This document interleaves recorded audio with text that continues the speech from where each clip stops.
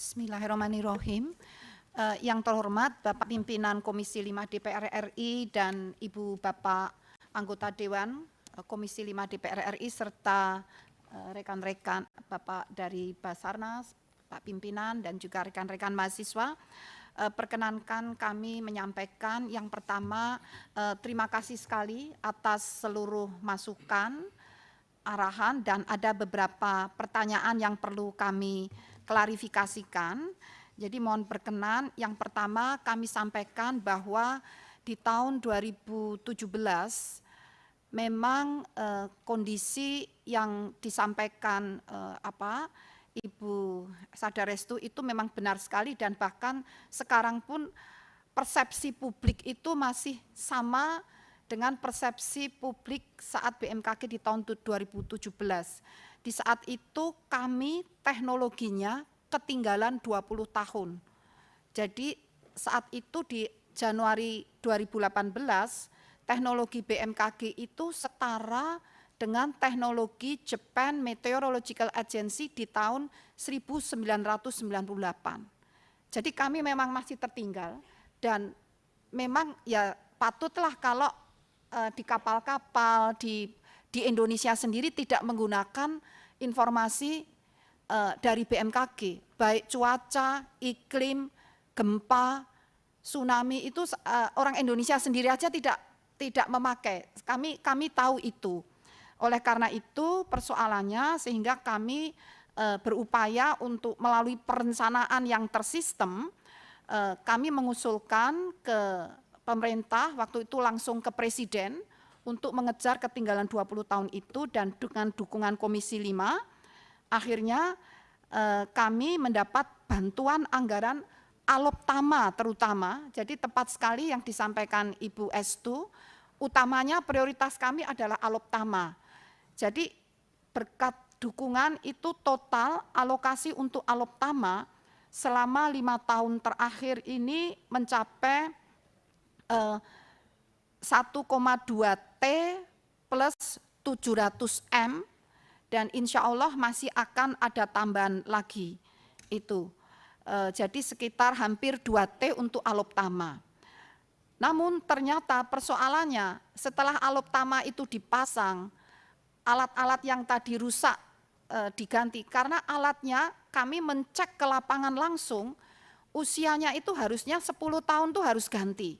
Tetapi ternyata ada yang sudah 15 tahun, ada yang 20 tahun. Jadi kalau mau akurat ya sudah enggak bisa. Sehingga itulah yang kami ganti dan dipasang yang baru. Namun ternyata ada persoalan Ibu dan Bapak. Setelah ada alat-alat, ada superkomputer.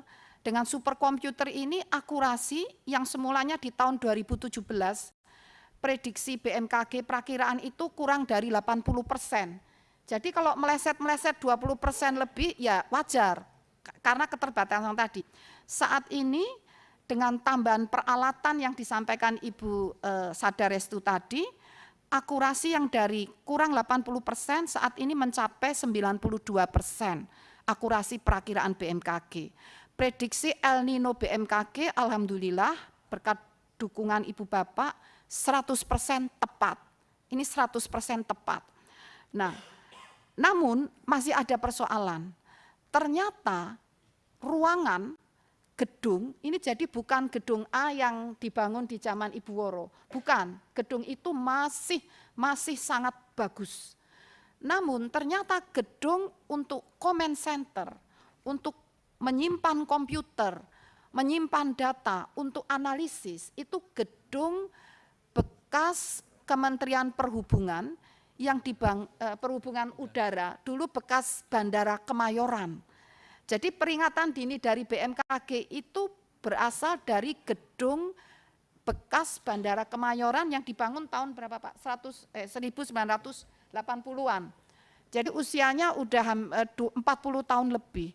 Dan yang berbahaya bukan usianya yang tua, tetapi ternyata karena dulu dirancang tidak untuk memberikan peringatan dini, ternyata berdiri di atas tanah lunak. Di bawah gedung itu sudah kami selidiki, tanahnya itu berair dan sepertinya rawa. Kalau terjadi guncangan gempa dengan kekuatan seperti di Palu, itu bisa seperti Balaroa, Pak. Jadi gedung itu kesedot ke dalam. Nah, bagaimana kami peralatan lengkap, komputer canggih, alat-alat sudah diganti, tapi gedungnya untuk mencat peringatan dini kesedot lebih dulu, Pak. Dan itu baru ketahuan sekarang, setelah kami melakukan penyelidikan. Sehingga kami terpaksa mau tidak mau, itu sebenarnya tidak di dalam perencanaan karena baru ketahuan, Pak. Nah, akhirnya terpaksa tadi diusulkan dari anggaran 85 juta US dollar yang sebagian besar untuk peralatan, kami terpaksa mengambil 235 miliar untuk membangun gedung itu, tapi gedungnya dua. Satu di Kemayoran, satu di Denpasar, di Bali. Nah, yang mahal itu di Kemayoran karena agar tidak kesedot gedungnya, itu ada teknologi yang pertama akan dibuat di Indonesia. Dibuat apa namanya, Pak? Base isolator. Ini beda dengan yang ada di tempat lain, agar kalau ada guncangan gempa, gedung itu tidak roboh dan fondasinya itu dibuat dalam agar tidak tersedot kalau terjadi gempa. Jadi kami mohon maaf sekali apabila terpaksa mengambil, dan itu sudah disetujui oleh World Bank, dan itulah kenapa ada amandemen loan agreement. Loan agreement itu baru diamandemen karena baru ketahuan gedungnya tidak beres. Pimpinan, instruksi pimpinan, sebentar aja, Bu. Bu, saya ingin tanya, Bu, kenapa nggak pindah lokasi, Bu? Itu aja. Iya. Nah, untuk pindah lokasi kami berarti harus memindahkan BMKG. Itu artinya biayanya lebih mahal. Dan kami sudah merencanakan untuk ke IKN, Pak. Nah, kami merencanakan pindah ke IKN sehingga waktu itu koordinasi dengan Menteri PUPR, ternyata untuk ke IKN belum siap. Pimpinan, sedikit lagi pimpinan. Jadi, ya. Kalau memang terlalu mahal, Bu, kenapa nggak dibuat satu saja, Bu? Nggak usah di Bali, tunda dulu. Ini saja, betul, skala prioritas. Betul. Nah, betul sekali. Jadi sejak awal ini perencanaan sudah sejak zaman dahulu dibangun tahun 2008. Kalau seandainya Jakarta lumpuh, jadi kalau kami kan memprediksi kalau ada megatrust, a'udzubillah min dzalik, semoga tidak terjadi. Jakarta lumpuh, itu command center meskipun gedungnya masih utuh, sistem komunikasi akan roboh. Sistem, jadi di luar BMKG, sistemnya lumpuh, BMKG tidak bisa mengeluarkan peringatan dini meskipun gedungnya tegak. Sehingga dalam kondisi lumpuh diambil alih oleh Denpasar. Jadi itu memang dalam business continuity harus seperti itu. Namun kami sebetulnya juga merencanakan untuk ke IKN, tetapi karena menunggu waktu masih belum jelas, sehingga anggaran itu atau harus segera dibangun saat ini karena gempa bisa terjadi sewaktu-waktu, tidak bisa menunggu sebentar IKN-nya belum siap, jangan gempa dulu, itu tidak bisa. Gitu. Kenapa harus di Bali? Apakah Bali juga aman dari gempa? Semua di Indonesia, mohon maaf, a'udzubillah min dzalik, tidak ada yang aman dari gempa, Pak. Tidak ada yang aman. Bahkan Kalimantan meskipun paling aman, tapi tidak aman. Paling aman, tidak aman. Nah, kenapa di Bali? Ini waktu dirancang tahun 2006, yang diperlukan adalah selain kondisi tanahnya, saat itu memang lebih bagus dari yang di Kemayoran, Pak, lebih bagus.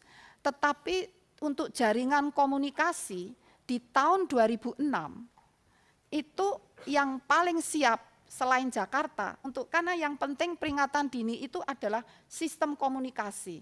Saat itu yang setelah dievaluasi, waktu itu di zaman kepalanya Ibu Woro, beliau sangat smart ya, ternyata yang paling tepat adalah di Bali dibandingkan wilayah lain, dan harus beda pulau, Pak. Ya misalnya di Surabaya pun bisa, Pak, tapi kan masih Pulau Jawa. Jadi itu di Bali. Bu, sebentar, Bu. Maksud Ibu ini dua titik ya? Satu di Kemayoran, satu lagi di Denpasar. Betul. Nah di Kemayoran itu kan bangunan bekas bandara kalau nggak salah saya. Bekas, iya Pak. Saya sering lewat sana juga, itu kan sudah tidak layak sebenarnya. Memang. Dulu betul. Kenapa pilihannya di sana, Bu? Apa enggak ada bangunan pemerintah yang lain? Nah, yang bisa tempati? ya ini kami harus cek data. Ini jadi 2006 itu sudah dirancang, barangkali saat itu sudah ada studi kelayakan. Barangkali, mohon maaf untuk hal itu, memang saat itu kan BMKG kan lokasinya memang di situ. Nah, saya rasa itu ada kajiannya di masa lalu. Namun sekarang tugas kami adalah kalau masa lalu ada kekurangan, kami berupaya untuk memperbaiki kekurangan tersebut sambil sementara menunggu lokasi yang di IKN itu siap. Tapi saat ini dalam planning pun belum ada. Itu. Jadi kami mohon maaf sekali terpaksa karena yang kami cemaskan kalau megatrust terjadi sewaktu-waktu BMKG harus siap. Itu poinnya. Kalau BMKG saja nggak siap, bagaimana rakyat Indonesia? Jadi itu diperkenankan. Kemudian dengan pembangunan gedung itu, insya Allah, bismillah, semoga ini menjadi solusi. Kemudian dengan penambahan aloptama seperti yang disampaikan oleh Ibu Estu, karena alokasi terbesar dalam perencanaan kami, hampir 2 triliun itu selama 5 tahun ya Pak ya, selama 4 tahun, mohon maaf, selama 4 tahun, adalah untuk aloptama seperti yang disarankan oleh Ibu Estu.